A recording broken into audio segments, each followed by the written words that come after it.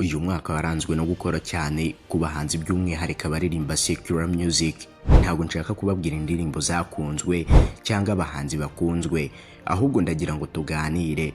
Ese ku rwaye ruhande wumva ari uwuhe muhanzi w'ibihe byose hano iwacu mu Rwanda muri aba 12 naguhitiyemo? Turahera kuri nimero ya 12 tuze kugeza kuri nimero ya mbere. Nomero ya 12 turahasanga uwitwa Bwiza Emerance, naho nomero ya 11 turahasanga uwitwa Chris Easy, naho nomero ya 10 turahasanga uwitwa Tom Close, nomero ya 9 turahasanga uwitwa Butera Knowless, nomero ya 8 turahasanga uwitwa Yago Pondate, nomero ya 7 turahasanga uwitwa Bruce Melody Tahiwacu, nomero ya 6 turahasanga uwitwa Aline Sano, nomero ya 5 turahasanga uwitwa Debeni cyangwa se Mugisha Benjamin, naho nomero ya 4 turahasanga uwitwa King James, nomero ya 3 turahasanga uwitwa Riderman Riderzo, nomero ya 2 turahasanga uwitwa Meddy, naho nomero ya 1 turahasanga uwitwa Element L.